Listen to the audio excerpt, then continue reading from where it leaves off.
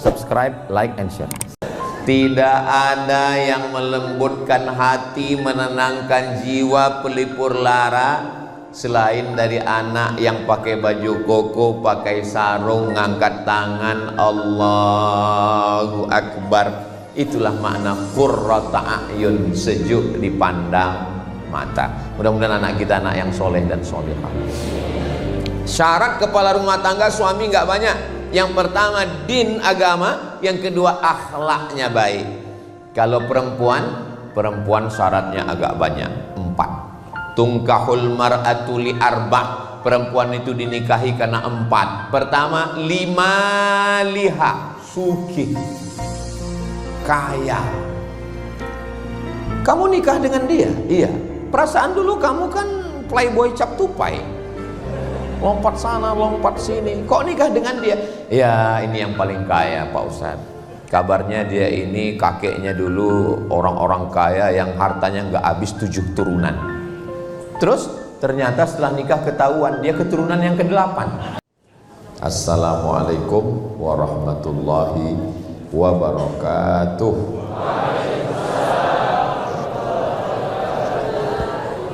Kalau tuan pergi ke Batam, jangan lupa membeli ikan. Dari bunyi sambutan salam, sepertinya jamaah ini belum sarapan.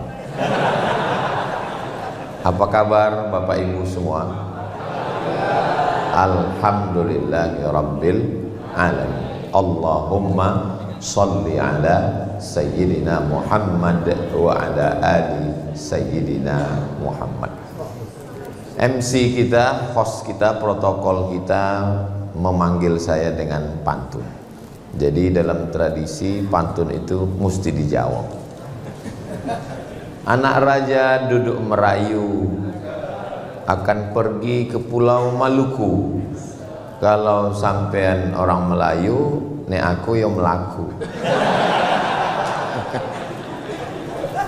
Sekedar menyambut saja. Tradisi pantun itu sebenarnya untuk mencairkan suasana saja. Mudah-mudahan anak-anak cucu kita punya komunikasi yang baik, insyaallah. Amin ya rabbal alamin. Yang sama kita hormati guru kita, sahibul fadilah Kiai Haji Muhammad Saleh Drahem LC hafizahullah, matta'anallahu bituli umurihi. Sayyidi Al-Habib Muhammad Al-Habaib Al-Afadil Al-Ulama Al-A'izza, para habaib zuriat Rasulullah SAW, para guru-guru kita, para kiai, para alim, para ulama, hadratul muhtaramin wal mukarramin, bapak-bapak dari TNI Polri, hadirin hadirat, muslimin muslimat, mukminin mukminat, solihin solihat yang belum kawin dan belum sunat. Semua yang hadir ini dimuliakan Allah Subhanahu wa ta'ala. Amin ya rabbal alamin. Tema kita ada surga di rumah. Masya Allah, saya baru ini dapat tema ada surga di rumah. Selama ini rumahku adalah surgaku. Lebih egois karena rumah saya. Tapi ini ada surga di rumahmu. Jadi nggak perlu mencari surga di mana-mana. Surga itu sudah ada di rumah kita masing-masing. Mudah-mudahan pulang dari ngaji ini rumah kita semua menjadi surga Jannatul Firdaus. Surga di dunia, nanti di akhirat masuk surga bersama Sayyidina wa Maulana wa Syafi'ina Muhammad sallallahu alaihi wasallam. Tadi Ustadz Kiai Haji Muhammad Saleh Drahem menjelaskan bahwa 3 bulan ini bulan menata keluarga kita. Ini adalah bulannya Nabi Ibrahim alaihissalam. Ada salah satu nama Presiden Amerika, Abraham Lincoln. Abraham itu bahasa Ibraninya Abraham, dalam bahasa Arabnya wa idz qala Ibrahim.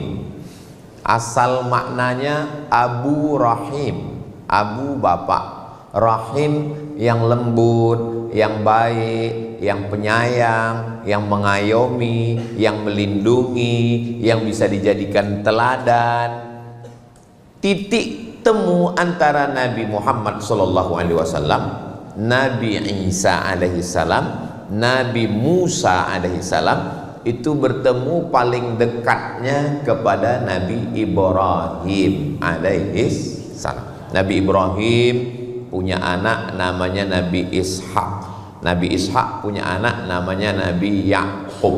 Nabi Yakub punya anak namanya Nabi Yusuf. Nabi Yusuf punya saudara-saudara 11. Salah satunya adalah Yahuza. Keturunan Yahuza ini disebut dengan Yahudi. Nabi Ibrahim punya anak Nabi Ishak. Ishak punya anak Yakub. Yakub ini punya nama lain Israel. Isra artinya hamba, El artinya Tuhan. Israel Abdullah. Aslinya baik, cuman Israel yang sekarang ini nyasar.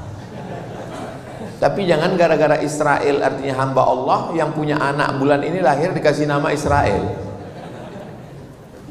Maka anak cucu keturunan Nabi Yakub itu disebut dengan Bani Israel. Ini diingat baik-baik, ini nanti keluar dalam UAS, ujian akhir semester. Lalu kemudian turun lagi ke bawah, itulah dia Nabi Daud. Nabi Daud punya anak Nabi Sulaiman. Nabi Sulaiman raja di kalangan hewan-hewan, burung-burung, di kalangan jin, di kalangan manusia, bahkan menaklukkan angin. Sulaiman, orang barat menyebutnya King Solomon. Sampai-sampai ada yang nulis katanya kerajaan Nabi Sulaiman sampai ke Yogyakarta, Sleman. Saking hebatnya. Jadi keturunan-keturunan ini ke bawah. Lalu kemudian ada seorang laki-laki namanya Imran. Imran punya istri namanya Hannah. Hannah melahirkan anak perempuan namanya Maryam. Maryam punya anak laki-laki namanya Isa.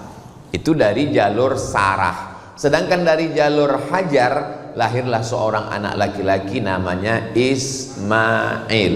Isma artinya dengarkanlah, El Tuhan. Ismail kabulkanlah ya Allah. Karena dia berdoa selama 86 tahun, Rabbi habli minas sholihin, Rabbi habli minas sholihin, Rabbi habli minas sholihin. Lahir anak Ismail. Istajib ya Allah, dengarkan dan kabulkanlah doa saya. Dari jalur ini dan dari jalur ini orang baik-baik. Lalu kemudian turun sampai kepada Adnan. Adnan ini punya keturunan, itulah dari Sayyidina wa Maulana Muhammad sallallahu alaihi wasallam, punya anak Abdullah, punya ayah Abdullah, Abdullah punya ayah Abdul Muttalib, Hashim, Abdi Manaf, Qusay, sampai kepada Adnan, keturunan Sayyidina Ismail, anak daripada Sayyidina Ibrahim alaihi salam. Makanya dalam sholat kita tidak hanya disebut Ibrahim, tapi keluarga. Kama shallaita ala Ibrahim wa ala ali Ibrahim, kama barakta ala Ibrahim wa ala ali Ibrahim. Jadi tidak hanya person satu orang, tapi keluarga. Kenapa disebut keluarga? Karena memang Nabi Ibrahim ini tidak hanya baik sendirian. Itu tidak dengan Nabi. Kalau Nabi yang punya anak Kan'an tidak disebut dengan Ali Nuh, belum ada satupun menyebut. Wa idh qala, ingatlah ketika Nabi Nuh berkata kepada anaknya, ya bunayyarkam ma'ana, wahai anakku mari naik ke atas perahu sampan bapak. Karena hujan 40 hari 40 malam, tenggelam semesta, dia takut anaknya tenggelam. Maka dia panggil, ya bunayya, wahai anakku, irkam ma'ana, mari naik ke atas perahu bapak. Apa kata jawab anaknya Kan'an? Sa'awi ila jabali ya'simuni minal ma. Saya akan naik ke atas bukit yang akan bisa menyelamatkan saya dari air. Tapi ternyata saat akan tenggelam, di situ yang bangkit bukan jiwa seorang nabi, tapi jiwa seorang ayah. Bukan Nabi yang melihat umat, tapi seorang ayah yang melihat seorang anak. Apa kata Nabi Nuh? Ya Rabbi, inna bni min ahli. Ini anak saya ya Allah. Apa kata Allah Subhanahu wa taala? Innahu laisa min ahlik, dia bukan anakmu. Innahu amalun ghairu salih, karena amalnya tidak saleh. Jadi makanya selalu kita berdoa kepada Allah, Rabbi habli minas salihin. Selesai salat, Allahumma ja'alni minat tawabin wa ja'alni minal mutatahhirin wa ja'alni min ibadikas salihin. Lalu kemudian ketika kita salam dalam salat, setelah at-tahiyatul, assalamu alayka ayyuhan nabiyyu wa rahmatullahi wa barakatuh, wassalamu alayna wa ala ibadillahis sholihin. Maka nama yang paling bagus adalah Kiai Haji Muhammad Soleh. Dan syarat untuk menjadi soleh itu, tauhidnya harus bersih lurus kepada Allah, tidak kepada yang lain, hanya kepada Allah. Qul huwallahu ahad, Allahus. Di situ titik temu.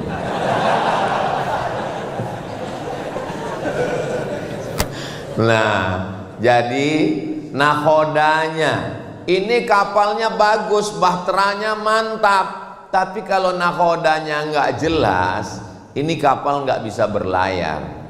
Dulu kapal itu di laut, sekarang kapal sudah maju mundur, di samping odong-odong, nggak jelas lagi mau kemana. Kapal kita ini tujuannya adalah mencari ridha Allah. Maka yang pertama kali disapa adalah kepala rumah tangga. Ya ayyuhalladzina amanu, suami, laki-laki, qu anfusakum, jaga dirimu dulu, wahai laki-laki. Mudah-mudahan laki-laki calon imam, calon kepala rumah tangga menemukan bidadari surganya insyaallah. Yang bilang amin yang belum nikah aja. Yang sudah nikah bilang amin, itu untuk anaknya, untuk cucunya. Ini saya menetralkan suasana. Idza ja'akum man tardawna dinahu, kalau datang kepada kamu laki-laki, syaratnya laki-laki itu nggak banyak, cuman dua aja. Pertama, din, agama, wa khuluqahu, akhlak. Kenapa dua? Karena ada orang yang taat beragama, sholat rajin, puasa sunat, Senin Kemis, umroh, berangkat ke Makkah sebulan sampai 2 kali, ternyata punya travel umroh, tapi ngomongnya kasar, nggak ada tata krama, sopan santun. Saya ini bagi orang di Pulau Jawa termasuk yang ngomongnya kasar, karena kami di Pulau Sumatera banyak gunung, ngomong tuh mesti keras karena angin kencang. Saya sudah mulai setel, saya akan berangkat ke Pulau Jawa, ke Malang, ke Surabaya. Jadi saya memang udah setel ngomong itu lembut. Marilah kita bina keluarga yang baik, supaya kita menjadi sakinah mawaddah. Tapi nggak bisa, memang udah gitu setelannya. Tapi sebetulnya saya ini suaranya aja yang keras, hatinya selembut sutra. Yang ngomong ya saya sendiri. Nah, jadi syaratnya kepala rumah tangga laki-laki itu dua. Yang pertama adalah din, agamanya. Yang kedua akhlaknya. Ini nggak boleh bertentangan. Ada sebaliknya, dengan tetangganya sopan, dengan kawannya baik, ngomongnya lembut, tapi nggak sholat. Itu juga tidak baik. Yang satunya sholat, orangnya rajin. Kalau dengan temannya, masya Allah, tabarakallah. Kalau pergi ke restoran dengan teman, tiba-tiba itu jusnya tumpah. Tenang bro, kita pesan satu lagi. Pesan satu lagi. Dengan teman lembut, tapi dengan istri, begitu tumpah, kemana matanya tadi? Mudah-mudahan anak-anak perempuan kita dapat suami yang cukup 2 syarat ini. Yang pertama din, agamanya, sholatnya, akidahnya, asyhadu an la ilaha illallah wa asyhadu anna muhammadan rasulullah. Sholat, Saya Ustadz dulu nyangka kalau nikah sama dia hidup saya bahagia, karena saya lihat dia statusnya sudah mantap, pengusaha, BUMN, PNS. Ternyata Pak Ustadz, harta tidak membahagiakan. Kenapa Bu sampai sekarang dia nggak sholat? Gimana rasanya punya suami nggak sholat? Kayak tidur sama genderuwo. Lama hidup banyak dirasa, jauh berjalan banyak dilihat. Lama jadi ustadz banyak yang curhat. Makanya bapak-bapak, ibu-ibu yang cari menantu, maka pilih dua ini, fit and proper test. Buat nanti, kumpulkan semua jamaah, buat acaranya fit and proper test menantu. Ketua Kiai Haji Muhammad Soleh Drehem. Tim penguji dari luar Abdul Somad. Pengaman sudah siap TNI Polri. Kita tes syahadatnya, sholatnya. Kamu mau minang jamaah kita? Iya Pak. Sholat? Alhamdulillah. Berapa kali? Idul Fitri, Idul Adha. Hafalan surat-surat pendek? Alhamdulillah. Namanya siapa? Namanya Kausar Pak. Baca. Inna a'tainakal kausar. Kamu? Imran Pak. Baca surat Ali Imran. Wah, panjang Pak. Memang nama saya Imran, tapi sehari-hari dipanggil Kulhu. Ayo baca Kulhu Allah. Tidak ada yang melembutkan hati, menenangkan jiwa, pelipur lara selain dari anak yang pakai baju koko, pakai sarung, ngangkat tangan, Allahu Akbar. Itulah makna qurrata a'yun, sejuk dipandang mata. Mudah-mudahan anak kita anak yang soleh dan solehah. Syarat kepala rumah tangga suami nggak banyak. Yang pertama din, agama. Yang kedua akhlaknya baik. Kalau perempuan syaratnya agak banyak, 4. Tungkahul mar'atu li arba'. Perempuan itu dinikahi karena 4. Pertama, lima liha, sugih, kaya. Kamu nikah dengan dia? Iya. Perasaan dulu kamu kan playboy cap tupai, lompat sana lompat sini. Kok nikah dengan dia? Ya ini yang paling kaya Pak Ustadz. Kabarnya dia ini kakeknya dulu orang-orang kaya yang hartanya nggak habis 7 turunan. Terus ternyata setelah nikah ketahuan dia keturunan yang ke-8.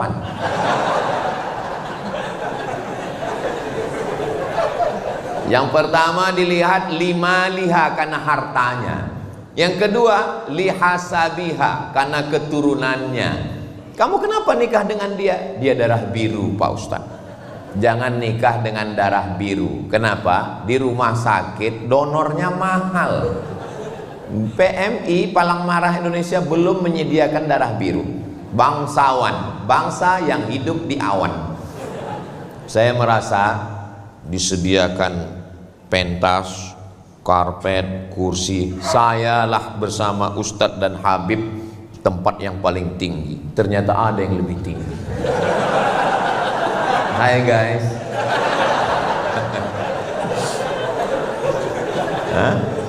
Kenapa dinikahi perempuan? Karena hartanya.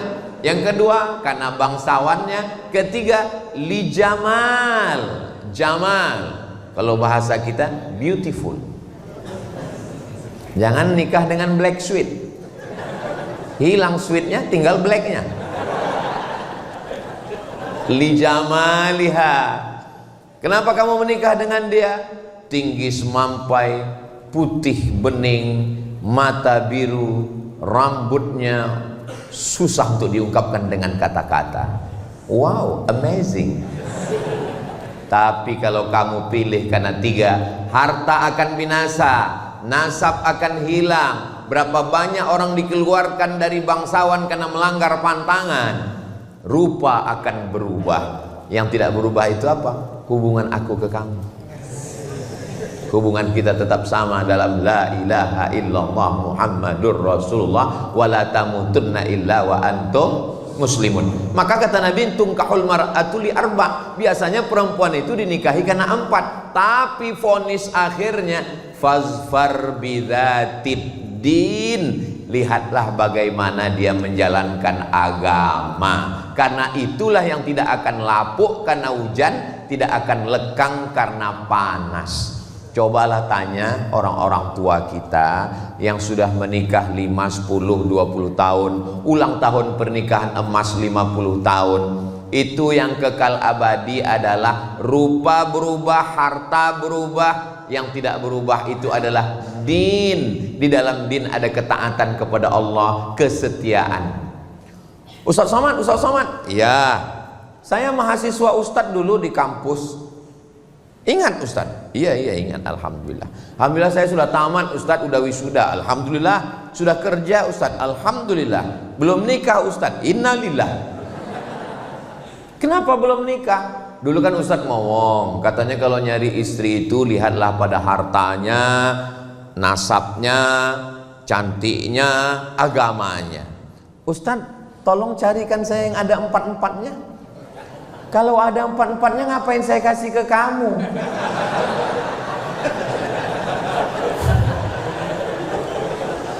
Man talaba akhan bila aibin baqiya bila akhin. Siapa yang nyari teman gak ada cacatnya, seumur hidup gak akan berteman. Siapa yang nyari istri sempurna, maka seumur hidup akan menjadi jombloan sejati. Menikah itu bukan mencari kesempurnaan, tapi menutupi segala kekurangan. Sebelum nikah memang yang dilihat lebih tinggi, lebih ganteng, lebih cantik, lebih kaya. Tapi setelah menikah yang dilihat nampak adalah kekurangan-kekurangan. Maka muncullah ungkapan laki-laki, hijau rumput di rumah lebih hijau rumput sintetis. Karena sekarang semuanya serba plastik. Maka perempuan melihat laki-laki dua. Tapi perempuan kan tidak menerima pinangan, walinya, bapaknya, kakeknya. Kalau kita punya teman, punya sahabat nggak nikah, jangan digojlokin, jangan diejek, jangan diolok-olok, jangan diprank. Saya kalau ada teman yang belum nikah, pas lagi ngobrol-ngobrol, bro, nikahnya kapan? Dunia udah mau kiamat. Kalau ada yang teman belum nikah, nikahnya kapan? Ini kan udah mau dekat bulan Ramadan, masa bangun sahurnya pakai mercon? Saya termasuk orang yang menjaga perasaan orang lain. Cuman kadang orang aja nggak pernah menjaga perasaan saya. Kalau teman belum punya motor, jangan cerita motor. Kalau teman belum punya rumah, jangan cerita rumah. Kalau teman belum punya istri, jangan cerita nikah. Kalau dia belum punya anak, jangan cerita anak.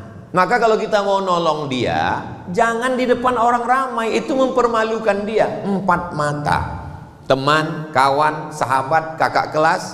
Saya biasanya kalau ada yang nggak nikah, saya ajak 4 mata. Pertanyaan saya pertama adalah, ada nggak orang cantik yang kamu lihat? Kalau dia bilang ada, berarti masih sehat. Tapi kalau dia bilang nggak ada, bahaya. Waspadalah. Mohon maaf ya bro, kamu pernah nggak ngelihat orang cantik? Pernah, kata dia. Di mana? Di kampus. Orangnya masih ada? Ada. Kira-kira kamu mau nikah dengan dia? Mau buangan. Terus kenapa? Aku nggak berani ngadap dia. Oke, besok pagi kita akan datang ke rumah orang tuanya. Dulu saya mau, kira-kira ya 10 tahun yang lalu. Kalau sekarang saya udah nggak mau lagi membawakan. Saya khawatirnya kalau saya yang bawa, saya yang diterima.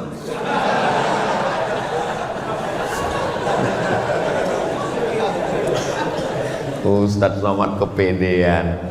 Jadi kita tolong teman kita, sahabat yang mau nikah, jangan kepedean mentang-mentang udah kerja, udah sarjana, udah ini langsung datang. Assalamualaikum Pak Haji, saya tidak mau hubungan kita hanya sekedar 1 jamaah di masjid, mau ingin yang lebih dekat daripada itu, angkat aku jadi menantumu. Jangan. Walaupun dia mau, tapi komunikasi kita orang timur tidak begitu. Bawa orang tua, bawa Ustadz Kiai Haji Muhammad Soleh Drehem, bawa Habib. Kalau khawatir, bawa Pak Kapolres. Kalau bawa Kiai mungkin bacakan ayat, Fankihu ma taba lakum minan nisa'i masna wa thulatha wa ruba wankihul ayama minkum min ibadikum. Tapi kalau Pak Polisi nggak perlu basa-basi, terima, kalau nggak saya tilang.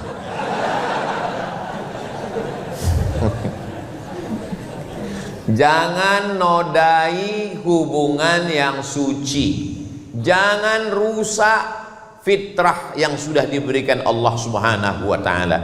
Jaga. Bapak yang punya anak laki-laki, ibu yang punya anak perempuan, jangan biarkan angka aborsi kita 1,5 juta. Nauzubillah, nauzubillah, nauzubillah.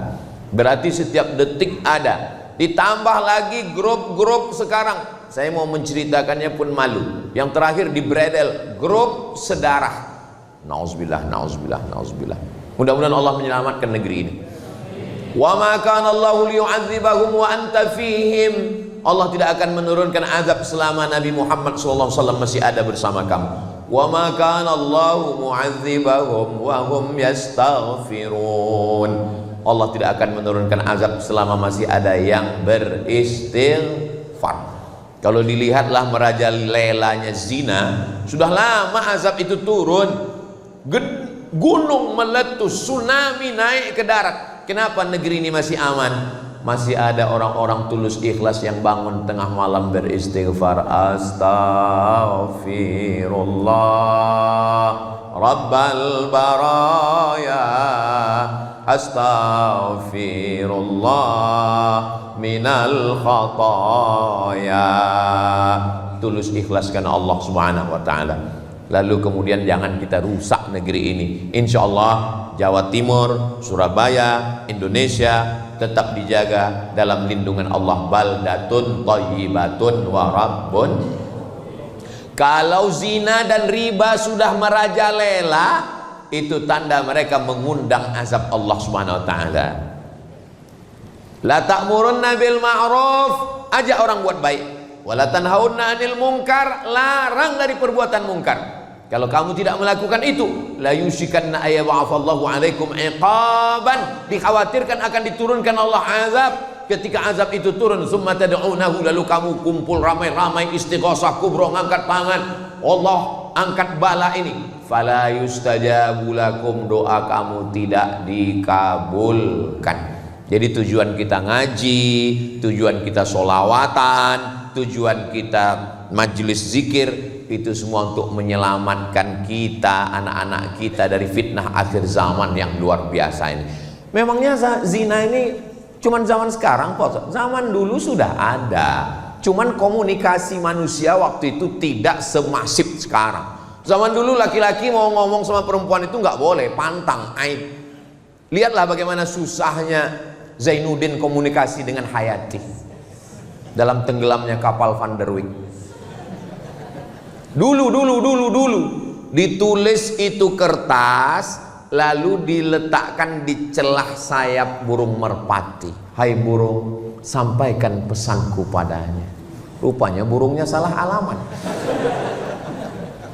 Musim berubah, hari berganti, tidak lagi pakai burung, dimasukkan ke dalam botol kaca. Salamkan cintaku padanya. Yang diharapkan supaya ini botolnya ke Pulau Jawa, nyas ke Afrika. Akhirnya berubah. Lalu kemudian ketika Zainuddin mau pergi ke surau sore-sore ke Langgar, dia pun meletakkan secarik kertas di celah ketiaknya. Lalu Hayati pun lalu dan mereka pun mengambil. Sekarang langsung DM, hai besti. Kalau ada laki-laki menyapamu, hai sayang, kamu cantik, dia bukan bapakmu, dia bukan kakekmu, dia bukan kakakmu, dia bukan pamanmu, yakinlah dia buaya darat. Ini anak-anak perempuan kita mesti kita jaga. Tolong adik-adik yang punya usaha sablon, yang punya usaha stiker, buatkan stiker say no to bonceng. Buatkan baju kaos di belakang, katakan tidak pada narkoba, say no to drug, katakan tidak pada playboy. Tapi baju-baju yang begini jangan dibawa sholat Jumat. Mungkin sholat pas ngeliat untuk menyelamatkan anak-anak kita. Kadang anaknya sudah ngaji, malah orang tuanya. Dulu disebut kenakalan remaja, sekarang kenakalan orang tua. Orang tuanya nanya, kamu udah punya pacar? Belum. Hari gini nggak punya pacar, apa kata dunia? Lingkungan kita tidak mendidik, tontonan kita tidak jadi tuntunan, telinga tidak memberikan nasihat. Saya untuk ngomongnya dalam masjid pun malu, untuk mengucapkannya di depan Habib, di depan Kiai pun rasanya nggak sopan. Tapi ini kenyataan. Apa lagu yang didengar?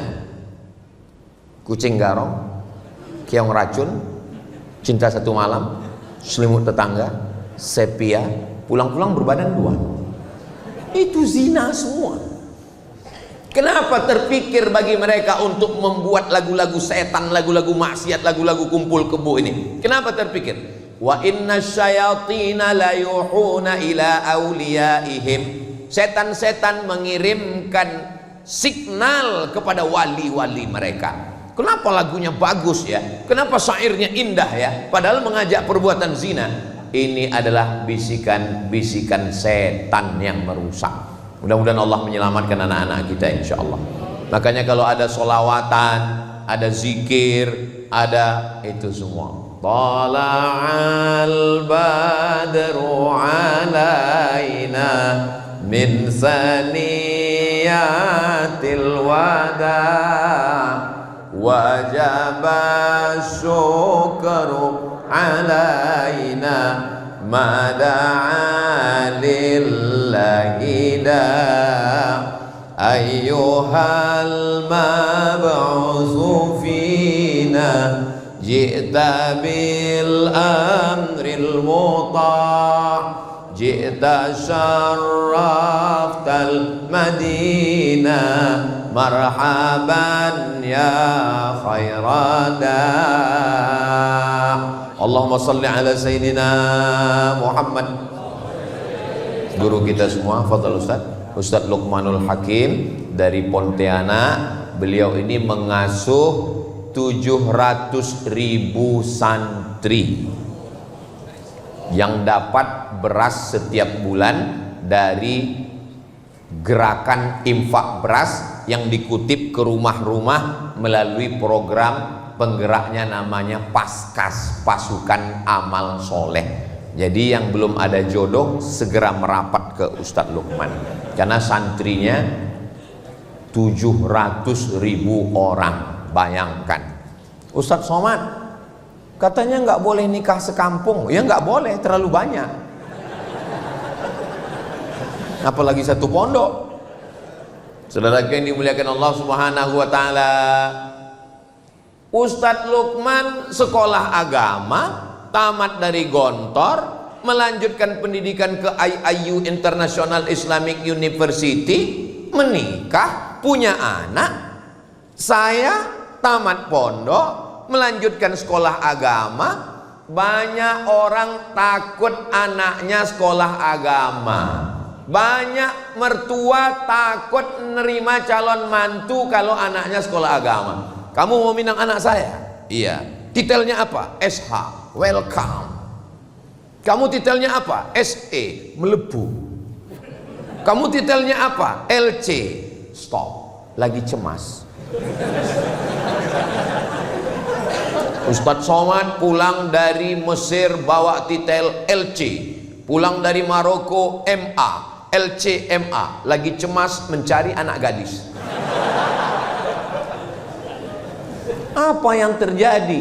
Makanya kalau ada orang tua, calon mertua yang nggak mau nerima karena anaknya taat beragama, karena dia sekolah pesantren, karena dia dai, maka tolong bawa dia ke rumah sakit, periksa, scan, jangan-jangan lambung dengan otaknya berdekatan.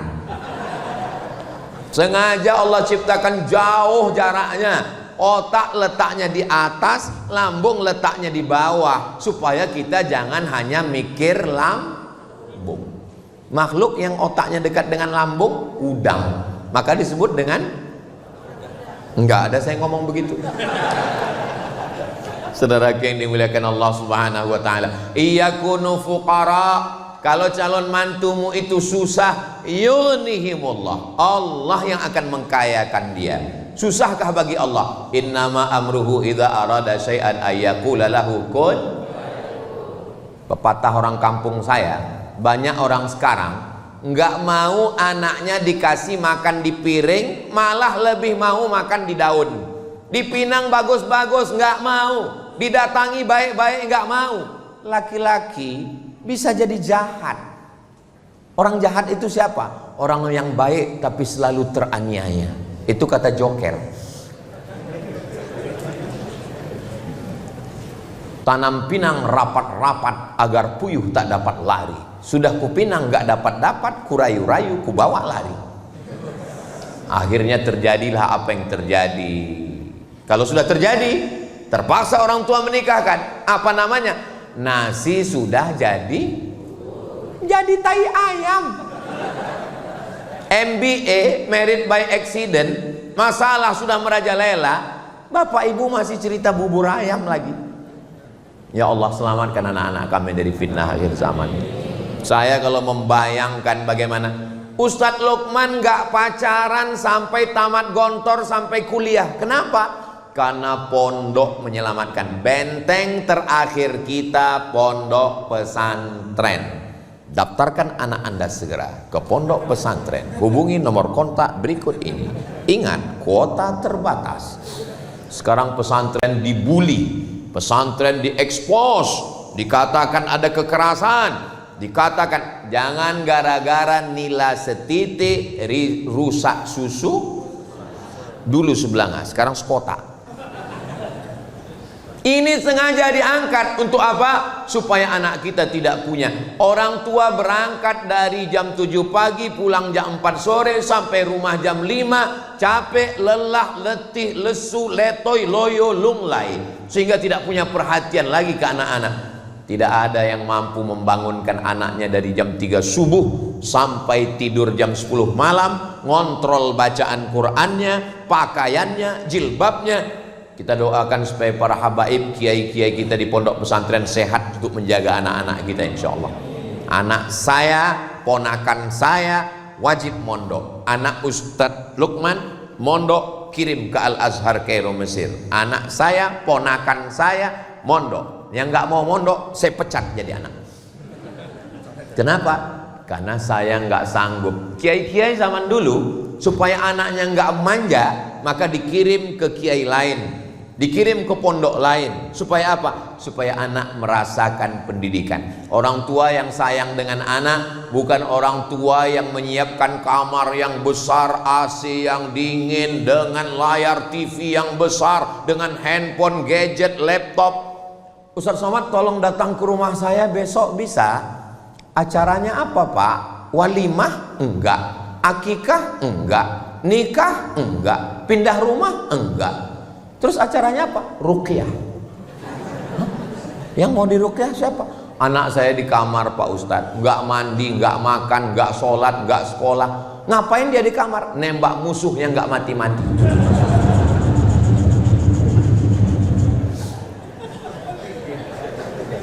Terus terang saya belum pernah membaca hadis U'izuka min game online. Siapa yang menyediakan kamar yang besar pakai AC lengkap? Saya Pak Ustadz. Siapa yang masang wifi 24 hours? Saya Pak Ustadz. Siapa yang belikan gadget dengan layar besar di kamar? Saya Pak Ustadz. Sekarang anaknya kecanduan, siapa yang salah? Ustadz.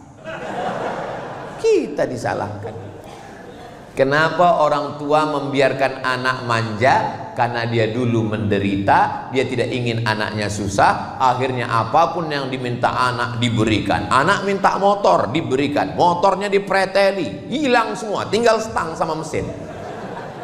Speedometer nggak ada, knalpot disunat, dipotong semua, lewat depan masjid. Ghairil maghdubi alaihim waladdallin.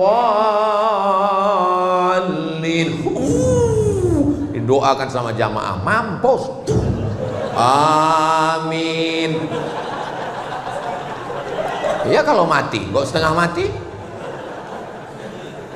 Maka setelah anak dinikahkan, menangis ibu, ini mempelai laki-laki, ini mempelai perempuan, ini kedua orang tua sebelah kanan, sebelah kiri. Nangis si mempelai perempuan, ibunya nangis. Ibu nangis kenapa? Tanggung jawab saya sebagai orang tua sudah lepas Pak Ustadz. Anak saya sudah nikah. Kata siapa? Kata siapa tanggung jawab ibu lepas? Tolong nanti ibu kalau kebetulan jadi mempelai, mendampingi mempelai jadi orang tua, jangan asal-asal nangis. Saya dikirim beberapa video waktu sungkem itu, orang tuanya nangis, yang lain bukan nangis. Kenapa? Bulu matanya copot. Dapat videonya? Kalau nggak dapat nanti saya kirim. Siapa yang mengatakan tanggung jawab bapak sama ibu berakhir setelah akad nikah? Akad nikah acara yang sakral, yang suci, yang bersih di masjid. A'linu hadzal nikah. Nikah jangan diam-diam. Buat iklannya, istiharkan, buat walimahnya. Aulim walau bisyatin. Ta'al. Sini, wahai Abdurrahman bin Auf. Kamu nikah ya? Iya ya Rasulullah. Karena di tangannya ada atharus sufrah, kuning-kuning bekas za'faran. Kamu menikah? Iya. Kenapa enggak ngundang-ngundang? Aulim walau bisyatin, buatlah selamatan walaupun hanya seekor kambing. Seekor kambing kalau di Arab itu undangannya 10 orang. Kalau seekor kambing. Kalau di kampung saya 1 RW. Apa maksudnya? Walaupun ngundang 10 orang, buat acara, baca doa, syukur-syukur ada hadrah, wadribu alaihi biddufuf, pukulkan kendang. Barakallah lakuma wa baraka alaikuma wa jama'a bainakuma fi khair. Setelah itu menikah bulan Januari, lalu kemudian nanti bulan Desember atau Oktober, Ustaz Somad datang ya acara akikah. Yang nikah Januari kemarin, alhamdulillah. Tapi sekarang jarang-jarang begitu. Nikah Januari, Mei diundang akikah. Loh, perasaan kemarin walimahnya Januari. Iya Pak Ustaz. Mei kok sudah akikah? Ini efisiensi Pak Ustaz. Mau gimana anak-anak kita ini? Enggak 1 2 jamaah nanya, gimana hukumnya menikahkan, maaf beribu maaf, 10 jari saya angkat 11 dengan kepala kepada Habib, kepada Kiai, mohon maaf gak sopan, gak layak, tapi ini kenyataan. Apa hukumnya menikahkan perempuan yang sedang hamil Pak Ustadz? Menurut mazhab Syafi'i, perempuan yang hamil nikahnya sah. Makanya Pak Kua nggak pernah nanya berapa bulan ya, nggak pernah. Maka dinikahkannya saja. Karena kita pakai kompilasi hukum Islam Indonesia. Yang jadi masalah bukan akad nikahnya, yang jadi masalah setelah anak lahir. Setelah anak lahir nggak boleh pakai bin bapaknya, binnya ke ibunya. Kenapa? Karena itu bukan anak dia. Ini anak saya Pak Ustadz. Sudah tes DNA ke Singapura, ini anak saya. Dalam penetapan nasab nggak bisa pakai DNA, nggak bisa menetapkan nasab. Tapi ini anak saya, nggak bisa. Kenapa nggak diakui? Karena kertas nggak diakui KPU, nyoblos sebelum hari H. Sampai di sini paham? Kalau bapaknya, tolong fokus ke yang kedua. Kalau bapaknya meninggal, si anak nggak dapat warisan. Kalau si anak meninggal, si bapak nggak dapat warisan. Yang paling mengerikan, ternyata si anak perempuan 20-25 tahun akan datang, dia mau nikah, kamu nggak bisa mewalikannya karena kamu bukan bapaknya. Itu yang paling menyakitkan. Mau jujur takut, mau ngaku nggak enak, mau dinikahkan nikah nggak sah. Jalan solusinya gimana? Ngomong ke Pak Kua, Pak Kua mohon maaf, nanti saya pura-pura mencret ya. Kata Pak Kua, bukan kau yang pertama, yang lain gitu juga.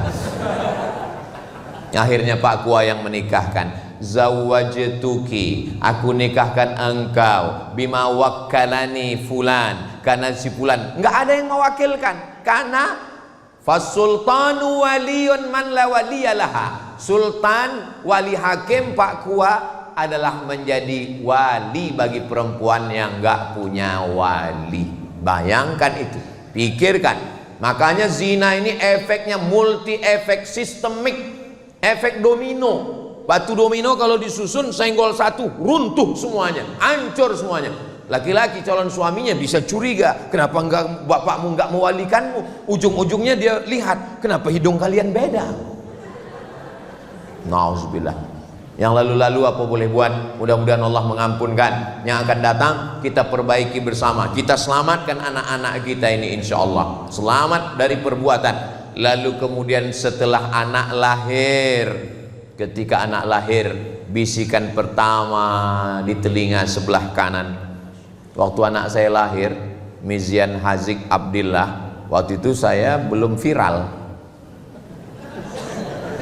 Saya datang ke rumah sakit, datang perawat bidannya nanya, mau ngapain mas? Katanya. Saya nggak pakai peci. Saya kalau nggak pakai peci, pakai baju kemeja, disangka orang mahasiswa semester 7. Saya bilang, saya mau, anak saya baru lahir, kebetulan tanggal 1 Muharram, saya lagi ceramah nyambut 1 tahun baru, pulang-pulang dia udah lahir. Maka tolong nanti bayinya dipegang begini, kepalanya di sebelah kiri, azannya di telinga kanan. Bisa azan kan katanya. Tapi alhamdulillah, artinya bidan-bidan kita walaupun dia nggak mondok, nggak sekolah agama, tapi sudah diajarkan ternyata mesti diazankan. Saya azankan. Azan untuk anak bayi nggak sama dengan azan masjid. Ini sekarang banyak yang ketukar-tukar ini. Azan yang mestinya untuk masjid dipakai untuk bayi. Kalau untuk masjid itu suaranya lantang, Allahu Akbar, Allahu Akbar. Kalau untuk bayi, Allahu Akbar, Allahu Akbar. Ini sekarang banyak yang untuk bayi dipakai ke masjid. Makanya orang nggak ke masjid. Pas ditanya, sampean orang lu ngonang masjid? Iku untuk bayi. Bisikan ke anak kita adalah asyhadu an la ilaha illallah. Masuk ke telinga, ditangkap oleh otak sampai ke tangkai jantung, masuk ke mata, masuk ke telinga, masuk ke tangan, masuk ke kaki, masuk ke sumsum, masuk ke otak. Kalimatu haqqin 'alaiha nahya wa 'alaiha namutu wa biha nub'atsu. Makanya ketika dia naik pesawat, ketika pesawat itu mulai goncang, yang keluar dari mulutnya adalah Allahu Akbar. Ketika black box, kotak hitam, pesawat meledak, kotak hitam ditemukan, diputar lagi. Apa teriakan mereka ketika dalam pesawat? Satu kalimat serentak, Allahu Akbar. Mudah-mudahan kita pun ketika mati itulah kalimat terakhir, insyaallah. Jangan sampai waktu kita mau sakaratul maut, pas didekatkan telinga teman tanya, bukan la ilaha illallah yang keluar, udah ngopi belum? Saudaraku yang dimuliakan Allah Subhanahu wa taala, nampaknya simpel sederhana, tapi itu ajaran Islam. Setelah anak lahir diambil kurma, lalu dikunyah airnya, dimasukkan ke mulut bayi, namanya tahnik. Ingat baik-baik, pakai hak, tahnik. Ini banyak nih yang belum ngaji, baru-baru hijrah. Ustaz Somad tolong anak saya di teknik. Tahnik. Emang teknik sipil? Tahnik. Datang Asma membawa anaknya Abdullah ibnu Zubair ibnu Al-Awwam, anak pertama yang lahir setelah hijrah di Madinah. Nabi mengunyahkan kurma. Dan anak-anak kita biasanya kalau ditanya, kenapa dikasih kurma? Kenapa dikasih cairan kurma? Jangan nanya-nanya, itu sunnah Nabi. Jangan nanya Bani Israel. Banyak tanya Yahudi. Diteliti oleh Ain Shams University Kairo. Ternyata tempat yang paling nyaman, adem, ayem, tentrem adalah rahim. Bayi ketika berada di dalam rahim, walaupun di Afrika Utara itu cuacanya cuma 2, panas dan panas sekali, tapi bayi tetap tenang. Walaupun ibunya mengandung di kutub selatan, nggak ada bayi yang keluar jadi es batu. Tapi begitu dia keluar ke dunia, maka dia menggigil kedinginan. Untuk menghangatkan badannya, apa mau dikasih bandrek? Maka dikasih cairan kurma. Itulah mukjizat Nabi Muhammad sallallahu alaihi wasallam. Siapa yang akan menjelaskan itu? Anak-anak muda kita dari Fakultas Kedokteran, insyaallah. Amin ya rabbal alamin. Lalu setelah itu, kullu mauludin murtahanun bi aqiqatihi. Anak yang lahir ini tergadai. Kalau STNK BPKB kita tergadai, ada uang, kita tebus. Surat tanah kita tergadai, kita tebus. Anak kita yang tergadai ini kita tebus dengan 3. Pertama, tuzbahu anhu yauma sabi'ihi, sembelihkan kambing hari ke-7. Nggak bisa hari ke-7, uang belum ada, mertua belum. Hari ke-14. Hari ke-14 belum sanggup Pak Ustadz, gaji 13 belum cair. Hari ke-21, 7, 14, 21. 21 pun belum ada duit Pak Ustadz. Ya udah nggak usah lihat kalender lagi, sebulan, 2 bulan, setahun, 2 tahun. Menurut mazhab Syafi'i, kata Imam Nawawi dalam kitab Majmu' Syarah Muhadzab, boleh mengakikahkan diri setelah dewasa. Jadi Bapak Ibu yang belum akikah, nanti tolong pulang dari sini cari kambing. Tapi jangan undang saya, karena saya dari sini langsung ke airport pulang. Undang semua Bapak TNI, Polri, sama Habib, sama Kiai, adakan acara makan. Cukup makan kambing aja, nggak perlu cukur rambut, nggak perlu diayun pakai tola'al badru alaina. Nah, cara menebusnya 3. Yang pertama, tuzbahu anhu yauma sabi'ihi, sembelihkan kambing hari ke-7. Yang kedua, yuhlaku, cukur rambutnya ditimbang seberat perak. Katanya seberat emas Pak Ustadz, dalam hadis perak. Tapi yang buat emas afdol, baik, nggak salah. Kalau kebetulan anaknya lahir rambutnya tipis. Kalau gondrong, lahir kayak brokoli, ditimbang rambutnya 1 on. 1 on 100 gram, emas lagi mahal.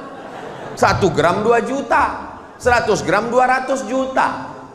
Ya kalau kaya ya nggak apa-apa. Mudah-mudahan adik-adik nanti bisa pakai emas semua, amin. Dari bunyi aminnya seperti nggak yakin.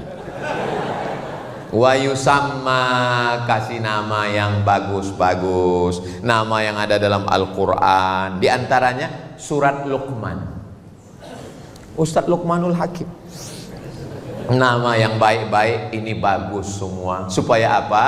Supaya ini jangan sampai ditanya, siapa nama kamu? Nama saya Lapendos. Apa itu? Lelaki penuh dosa. Mohon maaf kalau kebetulan namanya sama. Saya takut disomasi, ditangkap. Harap maju ke depan, kita bacakan absen satu-satu. Camry, hah? Merek mobil sedan. Kenapa namamu dikasih begini? Kebetulan saya lahir 17 Agustus Pak Ustadz. Loh kok Camry? Apa hubungannya? Kemerdekaan Republik Indonesia. Mantap. Ya buatlah di awalnya Muhammad Camry, Ahmad Camry, biar orang tahu. Mana tahu terjadi sesuatu, tahu. Jangan sampai jamaah bingung, ini mau kita kirim kemana ini? Ke Jepang. Nah, banyak orang ini berkata, what is in a name? Apalah arti sebuah nama? Dalam Islam nama itu adalah doa. Nama adalah keberuntungan. Nama-nama yang tidak baik diganti Allah dengan nama yang baik-baik. Saya dikasih nama Abdus Somad. Awalnya dulu nama saya dikasih kakek saya. Itulah orang dulu. Saya tanya, yang ngasih nama saya siapa, Mak? Yang ngasih nama kamu kakekmu. Ibu saya merasa nggak ngerti, nggak tahu apa-apa. Dia nanya. Orang sekarang nggak mau nanya, buat sendiri. Pakai ilmu apa? Cocokologi. Nama suami, nama istri gabungkan. Nama suami Sulaiman, nama istri Toibah, nama anak Letoy. Mohon maaf Pak Sulaiman. Apa ini? Kita punya kiai, kita punya habib, tanya kira-kira nama yang baik untuk anak saya siapa? Nama saya dulu pertama kali dikasih mbah saya, kakek saya dikasih nama Solah. Bagus, Solah pakai H. Solah artinya baik. Tapi di kampung saya orang Melayu, Solah itu nama ikan. Kata ibu saya, masa dipanggil ikan gitu. Nama yang lain lah, Pak. Akhirnya dikasih nama. Waktu itu qori yang terkenal di Mesir, Syekh Abdul Somad, Abdul Basit Abdul Somad. Maka dikasih Abdul Somad. Waktu saya kuliah di Mesir, setiap ditanya orang, Ismake, what is your name? Abdul Somad. Masya Allah Syekh, kata dia. Saya yang khawatir, takut disuruh ngaji. Nama ini penting. Lalu kemudian setelah itu apa lagi? Diajarkan membaca, ayyu'allimahul kitaba idza aqala, diberikan dia pendidikan yang baik. Man ala sabanatin, siapa yang membesarkan mendidik 3 anak perempuan, fa'addabahunna, diberikan pendidikan yang baik, wa zawwajahunna, dinikahkan dengan orang baik-baik, wa ahsana ilaihinna, buat baik sampai mati meninggal dunia, falahul jannah, maka surgalah baginya. Mudah-mudahan kita mendapatkan kunci surga dengan membesarkan anak-anak kita ini, insya Allah. Yang kaya raya, hartanya tinggal, pejabat, jabatan tidak lama, paling lama 2 periode, itu pun kalau tidak ditangkap KPK. Tapi kalau punya anak yang soleh, bangun dia di tengah malam dan berdoa, Rabbil firli wali walidayya warhamhuma kama rabbayani shaghira. Sekarang di pintu-pintu masjid, di pintu-pintu mall ditulis ada namanya QRIS. QRIS. QRIS. Cara bacanya gimana sebetulnya? Kris. Q-nya quick. Quick artinya cepat. R-nya response. Kris. Quick response code. Kode yang cepat merespon.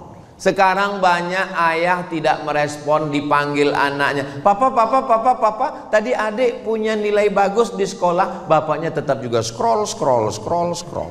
Makanya ibu kalau punya suami nggak cepat merespon, tempel kris di kering.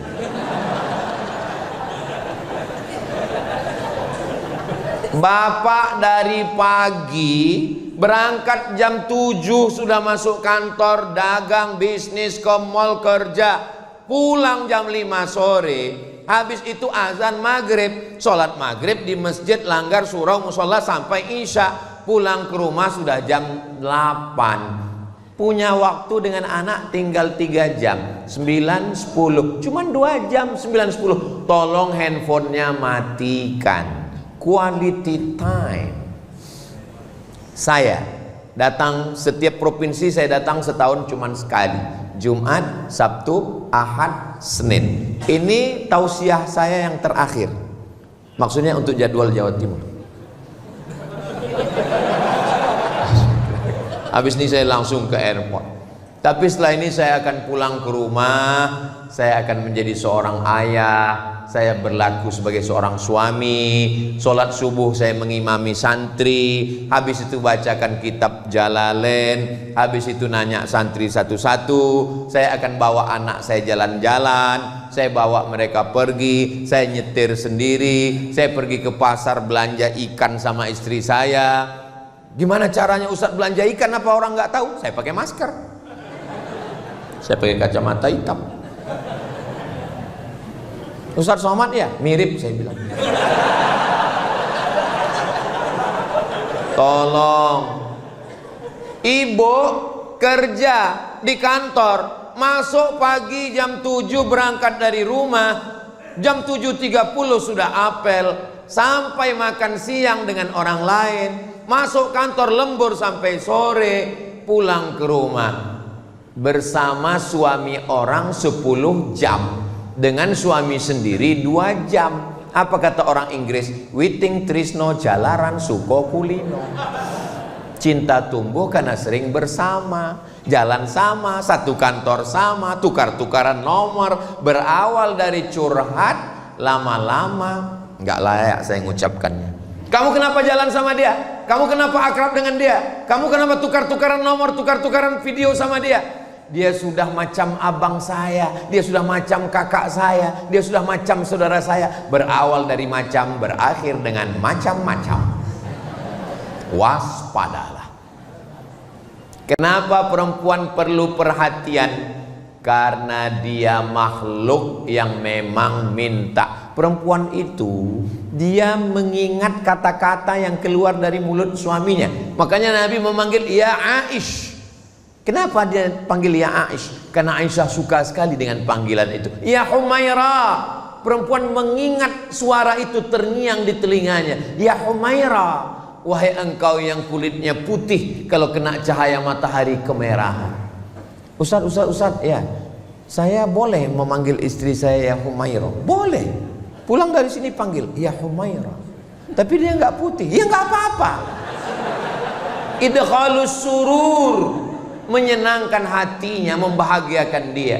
Kalau kamu nggak bisa bahagiakan dia dengan rumah yang besar, nggak bisa bahagiakan dia dengan perhiasan emas, bahagiakan dia dengan kata-kata. Buah hatiku, belayan jiwaku, siang dan malam terbayang-bayang, makan tak kenyang, tidur tak lelap. Saya kalau ngomong gitu ke istri saya, buah hatiku, langsung dilanjutkan, hafal dia. Jangan laki-laki ini kadang terlalu jujur, pulang ke rumah manggil ya Hajar Aswad.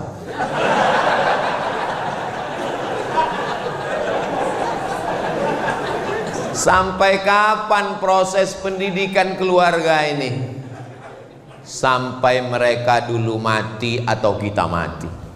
Proses mendidik anak sampai mereka mati atau kita mati.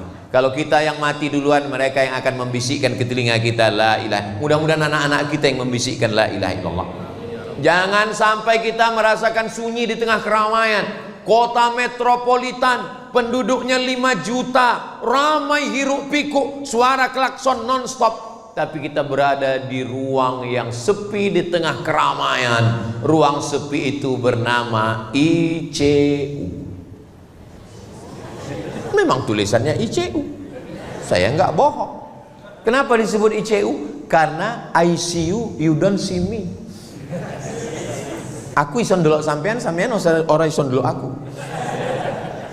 Di ruang sepi sunyi itu, anak pertama luar kota, anak kedua keluar negeri, anak ketiga meeting, anak keempat surfing, anak kelima mancing. Siapa yang membisikkan ke telinga la ilaha illallah? Mana uang yang dicari pergi pagi pulang petang, peras keringat banting tulang? Mana yang lembur kerja nggak pulang-pulang sampai berbulan-bulan nggak pulang, kepala rumah tangga bernama Bang Toib?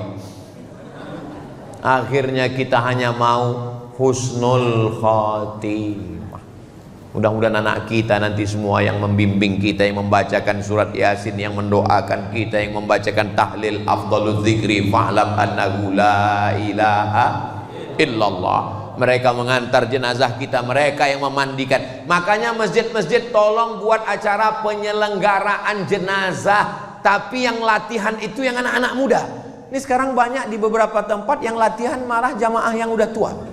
Jangan, karena kalian yang mau dilaksanakan. Anak-anak muda ini, itu Pak Ustadz, penyelenggaraan jenazah itu berat Pak Ustadz, modalnya besar. Apa modalnya? Orang cuman keran air kok.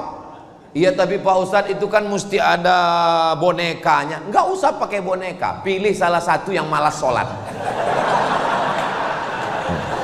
Izin sama bapaknya, Pak, izin ya anak bapak nanti untuk praktek. Memang saya sudah lama nasihati dia nggak cocok. Siram. Cara menyiramkan air ke jenazah. Nah, jenazah orang oleh guyu, orang nyuncung guyu. Nah, hanya sampai pengkafanan, jangan dikuburkan. Khawatirnya kita bercanda malaikat serius. Saya yang memasukkan jenazah almarhumah ibu saya ke liang lahat, saya yang membuka talinya, saya yang membuka wajahnya, saya yang memiringkannya ke arah kiblat, saya yang menempelkan hidungnya ke tepi. Dulu engkau mandikan aku, Engkau letakkan aku di anduk yang lembut, sekarang aku meletakkanmu di atas liang lahat tanah. Dulu kalau aku menangis, kau letakkan tanah liat, kau letakkan bantal yang lembut di atas kasur yang wangi. Hari ini apa yang kubalaskan? Kuletakkan di tengkukmu tanah liat yang keras, yang bau. Tapi saya puas. Kenapa? Karena saya sempat datang. Jadwal waktu itu di Pulau Madura, tanggal 18 Maret 2019. Saya bilang, kalau pesawat ini cepat saya sampai, tunggu saya. Tapi kalau tidak, apa boleh buat? Alhamdulillah saya sempat sampai. Saya mengimami sholat jenazah. Saya mengantarkan, saya dengan adik saya, dengan sahabat saya, kami turun bertiga. Kami yang meletakkannya ke bawah. Setelah itu saya naik ke atas, saya membacakan talqin, saya mendoakan. Sampai hari ini sejak beliau wafat, tidak pernah putus pembagian sembako 300 paket, karena itu yang kami mampu. Dan sekarang membangun masjid, insya Allah tak lama lagi peresmian Masjid Hajjah Rohana. Mudah-mudahan, saya cerita ini tidak ingin macam-macam, saya cuma ingin supaya adik-adik saya, sahabat-sahabat saya, kalau ibu kalian masih hidup, ayah kalian masih hidup, bahagiakanlah mereka. Saya dulu nggak pernah punya cita-cita apa-apa. Ketika ditanya, Ustadz nanti mau jadi apa? Enggak. Yang penting aku kuliah, dapat ijazah, mau jadi dosen, dapat gaji, membahagiakan orang tua. Hanya itu saja. Bahagiakanlah orang tua. Karena kalau dia udah nggak ada lagi tempat kita bisa bercerita. Dulu kalau saya pulang begini, saya akan cerita, Mak, ini ada sorban dari Jawa Timur. Mak, aku dapat cincin. Mak, aku dapat parfum. Dia akan buka parfum itu, dia cium, oh wangi ya, cincin kau cantik ya, bagus ya. Sekarang nggak ada. Bercerita ke istri, ke anak, ya, tapi rasanya tak sama. Maka kalau ibu kalian masih ada, ayah masih ada, bahagiakanlah, senangkanlah mereka. Siapa yang membahagiakan orang tuanya, menjadikan orang tuanya seperti raja-raja, maka insya Allah, Allah akan buat rezeki dia pun sama seperti rezeki raja-raja. Bukan hadis Nabi, dapat saya di grup WhatsApp. Tadi saya mulai jam 8 kurang 15, sekarang sudah jam 9 kurang 20. Jadi ini sudah melanggar kode etik jurnalistik. Mestinya kalau saya dengan Ustadz Lukman itu pembagian waktunya 30 menit. Mudah-mudahan apa yang saya sampaikan ini menjadi pelajaran buat saya sendiri. Mudah-mudahan keluarga kita semuanya sakinah, mawaddah, warahmah. Madiun lemahe teles, matur nuwun Allah sing balas. Itu lama saya ngafalnya itu. Dikasih sama Habib Muhammad bin Anis. Jangan kemana-mana, kita lanjutkan setelah yang satu ini. Ini yang pantun asli dari saya, menangkap puyuh di Bukit Selasi. Thank you dan terima kasih. Ustadz Luqmanul Hakim, guru kita semua, nasihat-nasihat beliau, kata-kata hikmahnya dari lubuk hati yang paling dalam, insya Allah menjadikan keluarga kita, rumah kita sebagai surga-surga kita di dunia nanti insya Allah. Terima kasih. Wassalamualaikum warahmatullahi wabarakatuh.